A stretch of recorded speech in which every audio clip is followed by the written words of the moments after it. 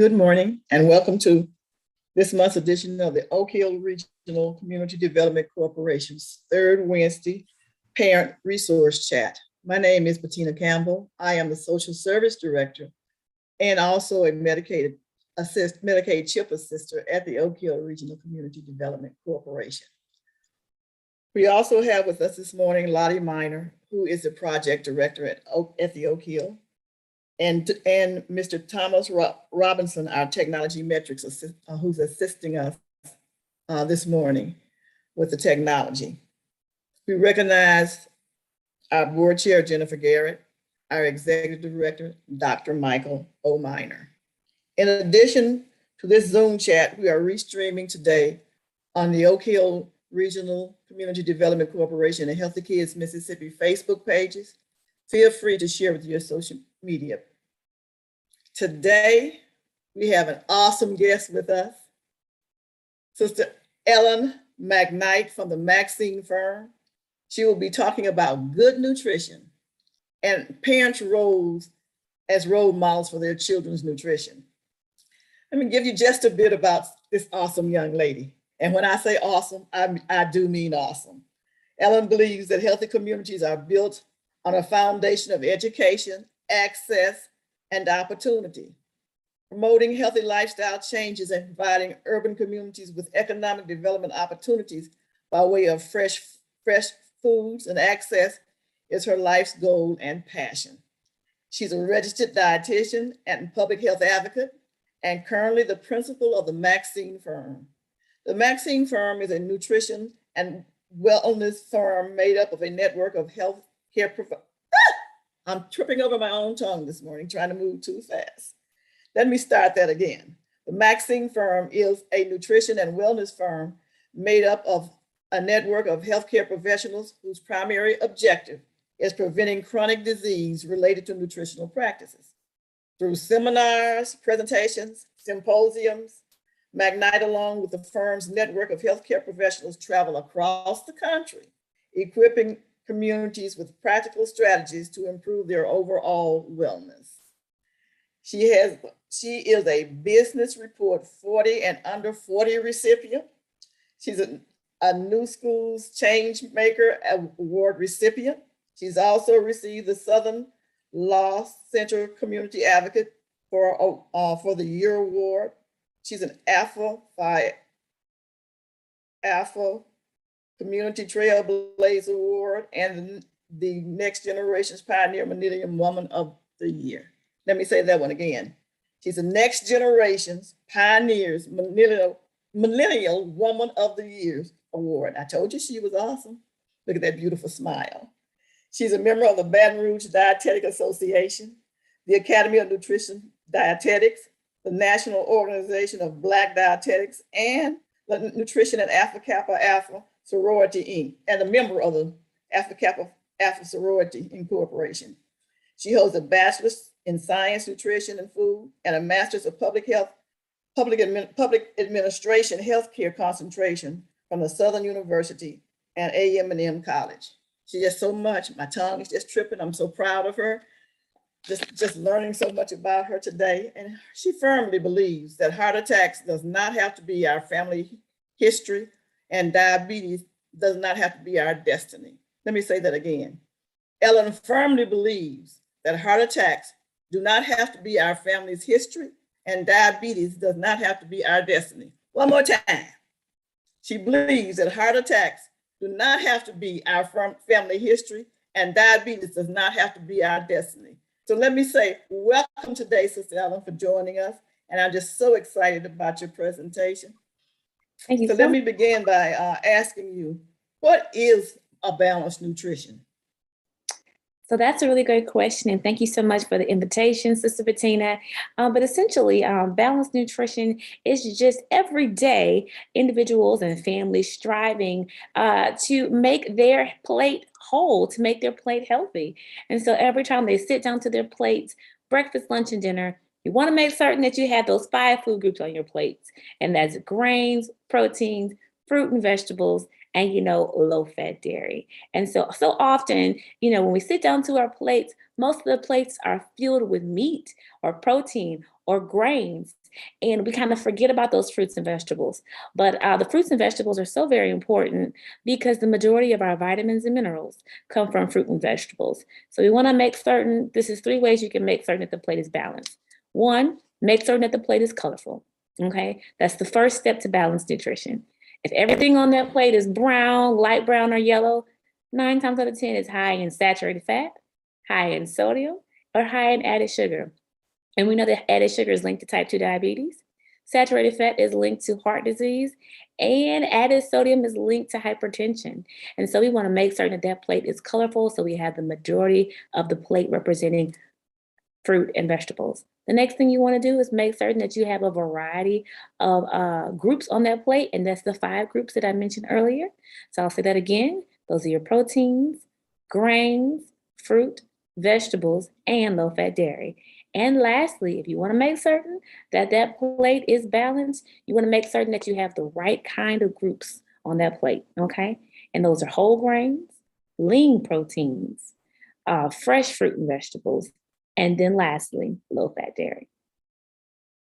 Wow.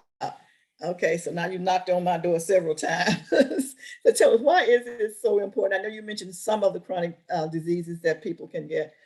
Can you give us some more examples of chronic diseases that might be affected by poor nutrition or poor nutritional Certainly. habits? Yes, ma'am. Certainly, Sister Bettina. And that's a really good question because so often, so many of these chronic diseases or chronic illnesses are so commonplace in our families.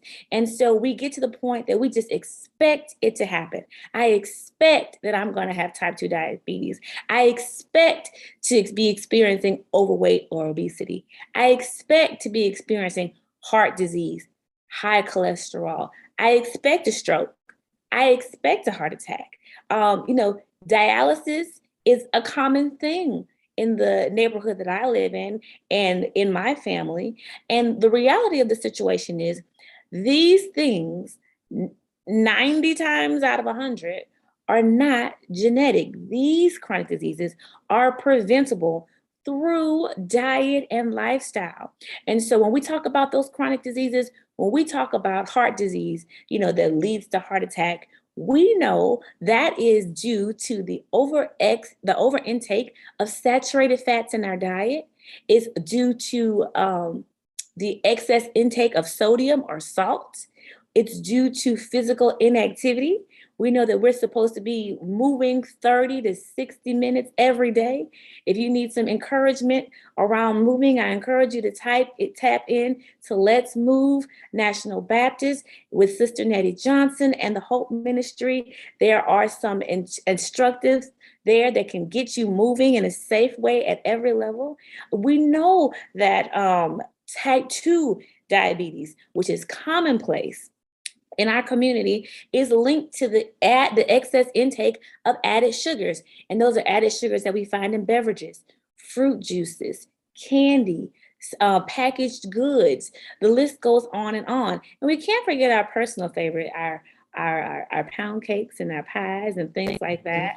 But those drinks, those added sugars will slip up on you in those drinks, and even with the juice that we give our children. And so we have to be very mindful of the kind of juice that we give our children, because our pancreas is working from the day we're born to the day that we die, and our pancreas produces insulin, and at every age. And insulin, right, helps regulate blood sugar. Insulin is the hormone that pulls the blood sugar into the cell. And if we are eating way too much added sugar, right, consistently over time, we could, wear our pancreas out, right? And so what we want to do is to make certain that we are monitoring the added sugar that we intake a day. And even if we are doing things like juice for our children, we want to make certain that the recommendation is under 4 ounces, right? And there's even an opportunity if you're giving your children fruit juice, that you can cut it with water to make it stretch a little longer. So you might put 2 ounces of, juice into, 2 ounces of water or 3 ounces of juice, and in that sippy cup, and 1 ounce of water to kind of dilute the sugar, make the juice stretch. And also, whenever you are choosing fruit juice, which is high in added sugar, for your children or as an adult, you want to make certain that the label says No sugar added. No sugar added. You also want to make certain that it is 100% real juice, because we don't want to feed our children juice that's not real juice. Like Tang is not orange juice, it is orange color and water and sugar. We don't want, we just want to make certain that if in fact we are giving our children fruit, we don't want to um, leave out the fruit and just the juice. And so back to those chronic diseases we talked about: heart disease, heart attack, linked to saturated fat; type 2 diabetes, linked to added sugar and physical activity; heart disease linked to added saturated fat, intake of added saturated fat, and no physical activity. But then also hypertension, high blood pressure. That is the silent killer. That is linked to so many different complications. And so we know that heart disease and high blood pressure go hand in hand. We know that that's linked to excess sodium intake in a day. And we know that if we're not on high blood pressure medicine, the American Heart Association recommends that we only intake 2,300 milligrams of sodium a day. And I'm gonna say that again because I want you to write it down. That's 2,300 milligrams of sodium a day. And that's really important because that lets us know that we need to check the food label at every opportunity. Flip the food label around, even if it's a bag of chips. Flip it over and compare that bag of chips. If it's a candy bar, flip over a candy bar. If it is a fruit bar or granola bar, flip it over and see what the amount of sodium is. If it is a salad dressing, flip it over because a lot of times there's sodium in salad dressings. If it is a can of spaghetti sauce, flip the can of spaghetti sauce over and compare the sodium. And you then choose the can or the package that's lower in sodium. Another place that sodium hides is deli meat. Flip over the different brands of deli meat, and I would encourage you to, choose a leaner protein like a turkey or a chicken and not a ham or a salami because that's higher in saturated fat, and we know saturated fat causes heart attack.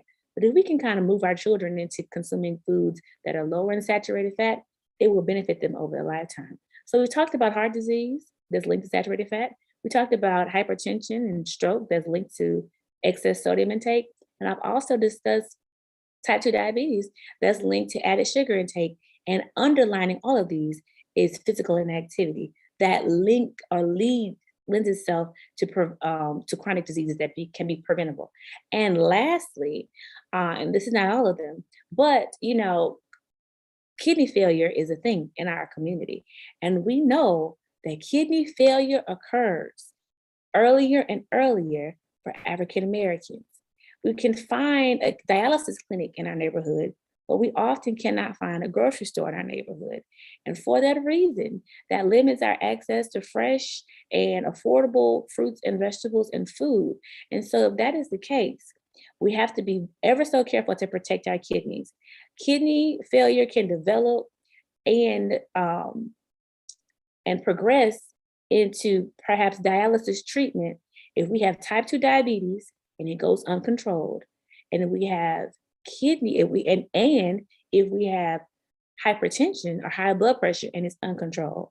Hypertension and type 2 diabetes together is a recipe for kidney failure and dialysis. So those are some preventable diseases that are common in our communities and our families and our churches, among our youth and our children, that can be prevented if we pay special attention to the food that we intake and increase our physical activity. That's awesome. And one of the things that we know, a lot of our children are not as active as they should be since the invent of the computer and all the games that they have on that. And they took it out of schools. So they're not getting the activities that they should get. And so what about fast food? Fast foods. And so we understand that moms and dads and parents and grandmothers, they're moving. They're trying to get from day to day, and we understand why convenience is a priority for our families.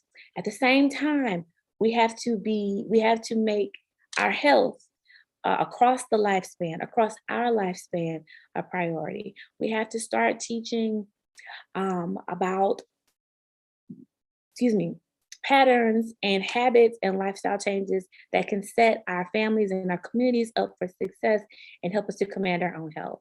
So while we know that the fast food is convenient, sometimes we have to take an extra step to command our own health and set us up for the future. So it's kind of like doing the work on the front end so we won't have to be sick on the back end.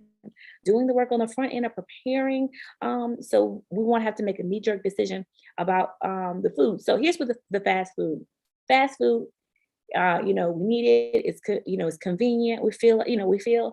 And so one of the best ways to combat consuming too much fast food or having to stop to get too much fast food is planning out your meals at home for the week ahead of time. So if it is Saturday, excuse me, some folks go shopping on Saturday, some folks go shopping on Sunday evening. But I want you to be thinking about on Friday, what am I going to be consuming next week? Say, for example, we're not eating at home for breakfast and lunch because, the children are eating at school or something like that. That's great. But for dinner, what are we going to be doing for dinner? So, perhaps get a weekly schedule together so that you can purchase those foods at the grocery store or use any of your resources like SNAP resources. If you give commodity food resources, you can use those. Use every resource at your disposal to come up with um, a menu for the week so that you can plan those meals ahead. And if you plan those meals ahead and purchase those items accordingly, so that you can mitigate or avoid food waste, then you can plan out your meals for the week. They're already ready or already prepared. Plan out meals that are easy for you. Maybe it's a crock pot meal. Maybe it's a red beans and rice meal. Maybe it's a white beans and rice meal. Maybe it's a stew. Maybe it's a pasta. Maybe it's a baked dish. But whatever you're doing, figure out, what's easy for you that you're able to, feed your family and balance your plate. And then also, if you plan out your food for the upcoming week, so you don't have to make a knee-jerk decision and stop at the fast food place, you can also clip coupons and see what's on sale, and you can plan your meals around that as well. So we understand that this takes additional effort sometimes to make the right decision, but it pays off in the end. Wonderful. Oh, that was a lot of good information that you're sharing with us today. So, Um, uh, when I was growing up and when I was a young mother, they had a food pyramid, but now I don't hear the pyramid so much. I hear my plate, my plate. Can you tell us what my plate is? I can definitely, and I normally have my plate with me. Do I have the opportunity to share my screen, Sister Bettina? I think so. Okay. Well, I am going to be talking, but as I'm talking, I'm going to be looking for this my plate. So that is correct. We used to use my plate. We used to use the food pyramid, and that was produced by the USDA. But we no longer Yes. use the food pyramid anymore because folks have decided that, hey, it's a little bit it's a little bit too much to remember. It's a little bit too complex. A few too many rules. And so now we use my plate. And the whole point of my plate, I talked about it earlier. Every time you sit down to your plate, breakfast, lunch, and dinner, you want to make certain that you have those 5 food groups present. So I'm going to try to share my screen. Let's see. So you can take a look at it for those who have not seen it. And this is really a guide that you can use post disabled participant. So if is it Mr. Thomas? Yes. Thomas, Yes, we're working on it right now. you're working on So, it right now, no problem. yes, no. And so every time you sit down to this plate, breakfast, lunch, and dinner, you want to make certain that you have whole grains on this plate. You want to make certain that you have protein on this plate. You want to make certain that you have fruit, vegetables, and low fat dairy. And those are the 5 food groups. And the idea or the concept is if you want to eat healthier, if you want to balance your meals, if you want to try to get as many vitamins and minerals in your body on a day-to-day basis, right? You want to implement my plate, okay? And so thank you, Mr. Thomas. I'm able to share now. And is everyone able to see the screen? Yes. Just if you can move it over to the your left or right, we can see half of the plate. Half of the plate. Oh my, I don't even know how to. Wait a minute, maybe it's my screen. No. Yep, we got it. Thank you. Okay. And so this is my plate. Let's see if I can find, here we go. This is my plate. And so Sister Bettina mentioned that we used to use this one right here, right? But we no longer use this one. We use my plate. And again, my plate. Every time you sit down to your plate, breakfast, lunch, and dinner, you need fruit on the plate. We need vegetables on the plate. We need grains, we need protein, and we need dairy. All right. If we have all five food groups on that plate, then 9 times out of 10, that plate is balanced. Okay. And if we have those different food groups on the plate, we have different colors on the plate. We can start moving towards preventing chronic diseases.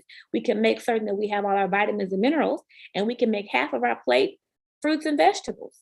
Okay. Because we know the majority of our vitamins and minerals come from fruits and vegetables. They are the most colorful group, which means they offer us antioxidants. And we know that antioxidants fight free radicals in the body that may cause cancer. So those colors are important. The different groups are important. Socrates once said, "Let thy food be thy medicine, and thy medicine be thy food." So if our plates are balanced and colorful, we know that we can consume the medicine via our vitamins and minerals before we are forced to take a prescription medication.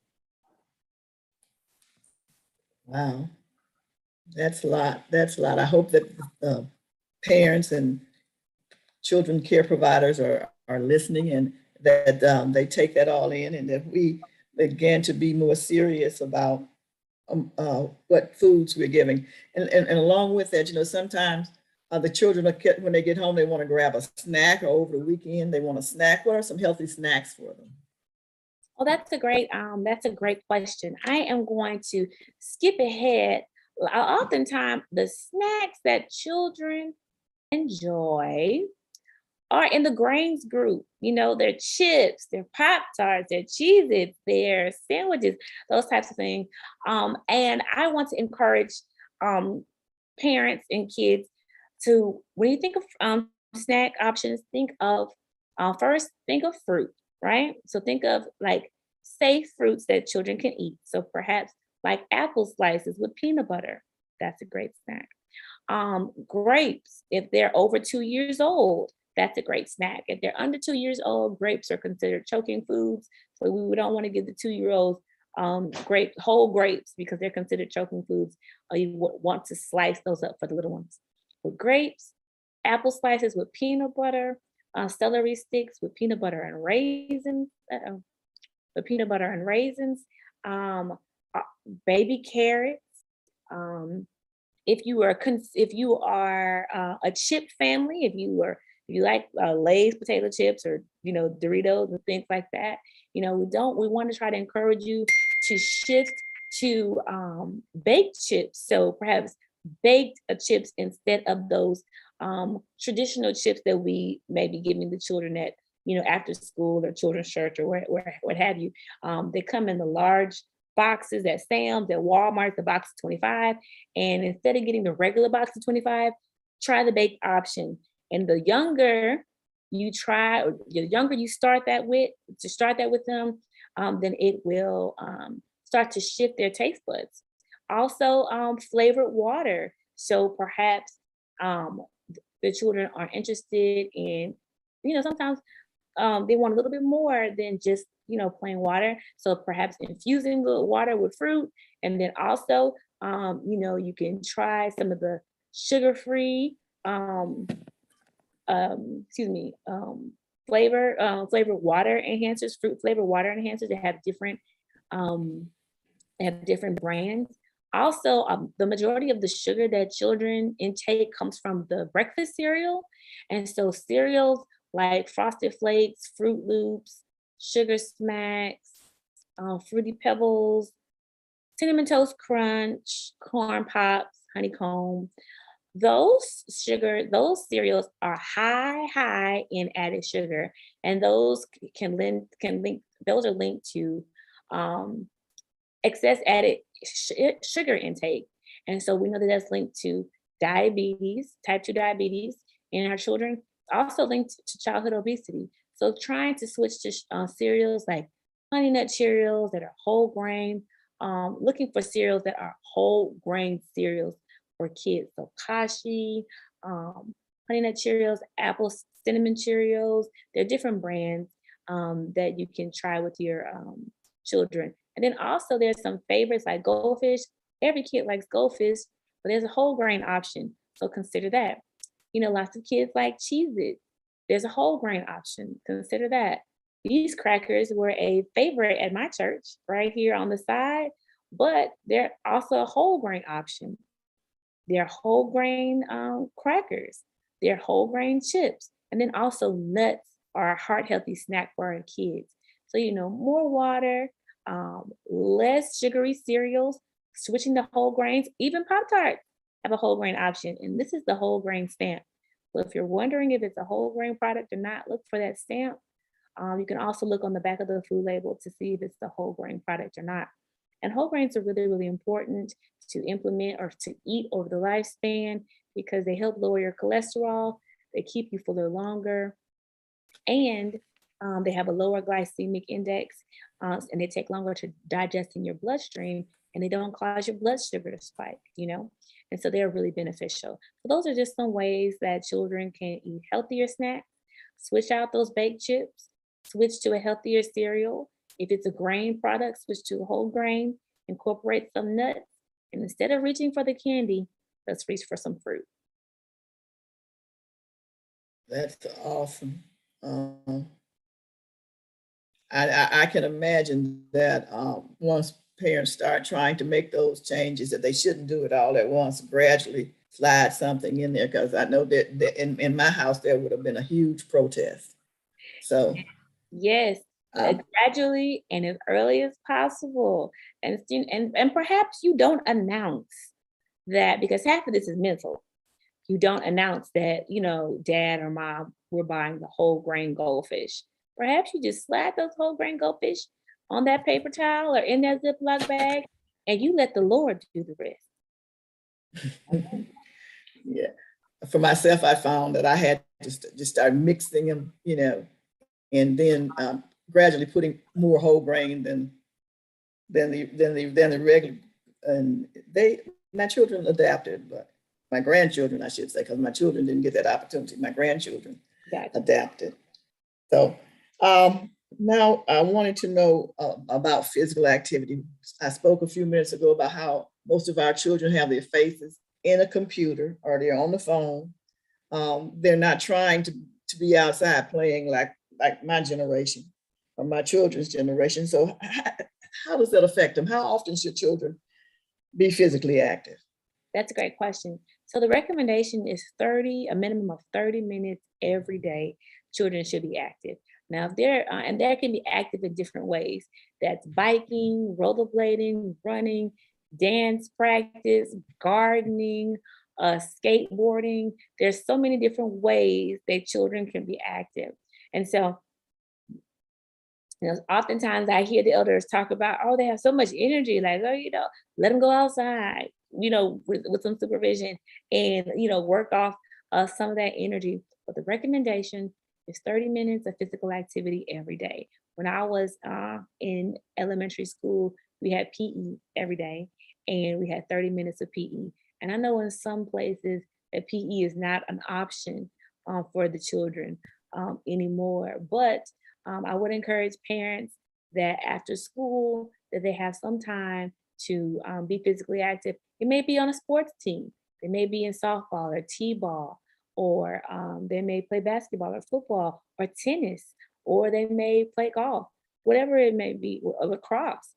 But whatever's or again dance, cheer, gymnastics, and then it may just be them playing at home in the park, playing in their neighborhood in the park, playing in the front yard, playing in the backyard. But whatever they are doing, as long the recommendation is 30 minutes of physical activity every day for our children. And for our adults, it's 60 minutes of physical activity every day. Okay, thank you so much. Yes, Oh, we've gotten so much information from you today, and I know that you could probably go on and on and on, but we do want to have an opportunity for our listening audience to be able to ask questions. But I do have one final question for you, And I call it the $64,000 question that plagues most parents is, how do you encourage our children to consume more fruits and vegetables? That's a great question. I have found that if children have an opportunity to grow their own fruits and vegetables, they're more interested in consuming fruits and vegetables that they see grown from the ground up. And they can pick it and then bring it to the house. I have learned that children who go grocery shopping with their parents and are able to pick out their fruits and vegetables and bring it home to prepare it, they are more prone to consume it. I have learned that if children are helping to prepare the fruits and vegetables, or chop them up, or cook them on the stove with their parents with supervision, they are more prone to tasting it. But if all of that fails, there are children are more um, likely to consume a smoothie that is like maybe a strawberry and banana smoothie. But if you add spinach to the smoothie, you can't taste the spinach and you can't see the spinach. But what we are most concerned about is them consuming the vitamins and minerals that comes from the spinach. Most children don't like beets. Most children don't like carrots or ginger. But when you press them or fresh press them into a pure juice, it's a sweetness overtakes those vegetables. And if children, and it comes out red, it comes out orange, and children are more prone to consume fruits and vegetables in a fresh juice form because it is similar to a Kool-Aid or a fruit punch, or some of those things that we discourage children from consuming, but it has a sweeter taste. And so those are some ways that we can encourage our children to consume more fruits and vegetables. So with just a little bit of planning, and it takes maybe a little bit more work and forethought on our side, we can and encourage our children to consume those fruits and vegetables that are certainly more healthier than some people were probably surprised than the so-called fruit juices that you buy from the grocery store. Yes, ma'am. So And then also cutting up the fruits and vegetables into smaller bite-sized pieces. So instead of a whole apple that's little, sometimes that might be a little bit intimidating for a little one. So slicing it or giving it to them in slices, slicing up the melon. Sometimes, and watermelon is one of my favorite, but sometimes, cutting out shapes of the fruit and giving it to them in shapes like a heart or a star or something like that. So yes, ma'am.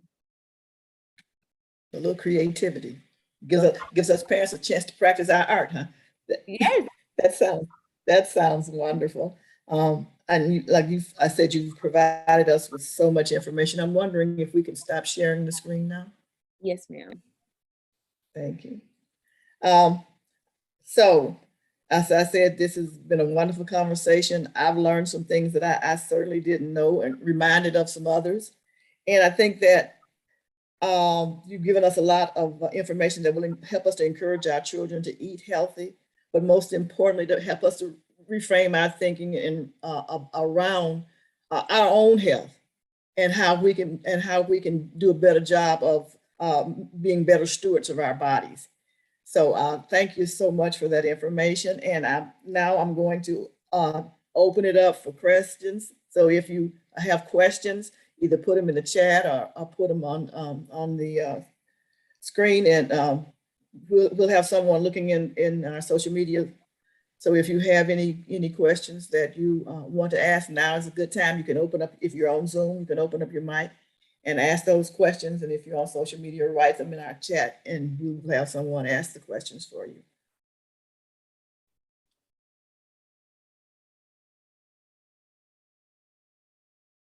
I guess you're doing a wonderful job. Well, No questions? no questions.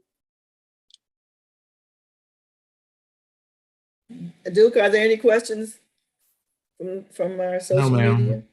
No, ma'am. I'm looking Okay, to check in wow. now. You've done a wonderful job. And as you always, here's my grandson likes to eat uncooked noodles as snacks. Is that okay? That's a common thing. So if that's okay, just wash them and rinse them off. But if those noodles are whole grain noodles, That's even better. So if those are, white spaghetti noodles or white, macaroni noodles, that's a common thing. Kids eat them. Um, again, just wash them off. But if they're whole grain, then he's really cooking with grease. Okay. All right. I don't see any other questions over here. I do see a comment, several comments that says great information. And I can certainly echo that. We've learned a lot today. Um, Sister Ellen, is there a way that if they have additional questions, I mean, we're going to refer them to our social media page on our website, that puts that information will be posted. But is there a way that they can contact you if they want a Maxine firm to come out to their church or to their school or to their parent group to provide some information that they can contact you? Absolutely. I will put the information in the chat, but you just go to the website and it's www.themaximefirm.com and you can fill out the contact information and we will get back to you soon. You can also give us a call at 225-334-8802 or you can send an email at info at themaximefirm.com and I will type that information in the chat. But yes, those are the ways that you can get in contact. Well, seems like we have some questions coming in. Someone wants to know what are some sugar substitutes? Okay. And so honey is an option for sweetening like your beverages. Um, it is antimicrobial. And then there's also agave nectar. You don't need as much agave nectar as with other sweeteners. And those are some ways that you can naturally sweeten your beverages or your food items. Mhm. And so a Okay. lot of those. So you put honey in your tea. If you're doing Cheerios that are like plain Cheerios, or I would recommend you can sprinkle a little bit of honey on your Cheerios and then add your milk instead of sprinkling sugar. Right. Yeah. I'm learning a lot. Yes. Okay. Well, thank you. Wait just a second. I think that we have all the questions taken care of. So I just want to say again, thank you. Awesome. And I'm so grateful that you agreed to come on because this is information that's definitely needed because it does definitely fit. You gave us a way to follow your example when you say that heart attacks don't have to be your family history and diabetes does not have to be our destiny. So starting today, we can keep that in mind and we can begin to change some of those habits. We know you're not going to change them all at one time, but if you can gradually change, every change you make makes a difference. So if you can just gradually change over and before you know it, the children will be thinking when you hand them a pop, oh, this is too sweet. I don't want that. I want something else. And so I mean, so yes. That's the goal. That is the Oh, goal. so there's one other question came in, said, how much water should we consume per day? Okay, and that varies from person to person. If you're on a fluid restriction from your doctor, then that amount of water, your doctor will let you know how much water that you should be consuming if you have a heart condition or if you're on some type of sodium restriction. That's one thing. But for everyday healthy Americans, about 8 bottles of water a day is the recommendation still. Now, if you are trying to figure out how do I start this, you wanted to try to make certain that every time you sit down to your plate, you have a bottle of water or a glass of water before you drink anything else. And so, at minimum, you're drinking 3 bottles of water a day. And sometimes we go through the day and we don't have any water. So when we talk about baby steps, at minimum, every time I have a meal, I drink a glass of water. And if I want something else to drink, I'll drink that. You know what I mean? But the recommendation is still 8 glasses of water a day. So when you say a bottle, are you talking about the 16-ounce bottle, or are you talking about just a regular 8-ounce glass or 8-ounce bottle of water? So like a 8 ounce glass of water, is the recommendation. Okay, Mhm. okay, because I can 8 bottles of the 16 ounces, it might be a bit too much. You know, that might be a little bit overwhelming, but like I said, baseline, make certain that you drink water every day, period. Next step, hey, I have a glass of water at every meal. Well, Then the questions are coming in now. It says, is room temperature water better for us? there's some research that says that cold water shocks your system. But we have found that it's really based on preference. So, some folks are like, yeah, it's just not comfortable for me to drink ice cold water. Some folks are like, hey, I live in a climate and I need ice cold water. So it's based on your preference. But there is some research that speaks to ice cold water sending your body into shock. So that's up to you based on preference. And if you have some medical condition, I recommend that you speak with your primary care physician about it. But yeah, perfect. Wonderful, thank you. And finally, there's someone who want to know how long this video recorded will be available. We will actually post the video, and then we'll turn it into a YouTube video, and so it will be available from now on. So just check on our website, which is www.oakhillregionalcdc.com or www.healthykidsms.org. One of those websites, and you will find the information that can take you to our YouTube. So I wanted to give you a couple of reminders. That one is that Oak Hill Regional Corporation, Oak Hill Church, I should say, is a VITA site, and that's for our taxes. So if you need your taxes done free, we want you to please drop your information off at the Hill, at Oak Hill on Memphis Street in Hernando, and the number is 662-298-3584 to call if you have questions about what you should bring in order to get your taxes done. Again, that's free taxes that are available through the VITA program at Oak Hill Church on Memphis Street in Hernando, or you can call 662-298-3584. On Monday, March the 28th, from 6 p.m., please join us for the Ask Mary and Pat Zoom webinar. They're giving out wonderful information about health and health coverage for you and for your children, especially your children. So please remember to watch and find out, especially if you are on Medicaid or trying to find out if you're eligible for Medicaid. Please get those questions together and join Mary and Pat on March 28th and ask those questions.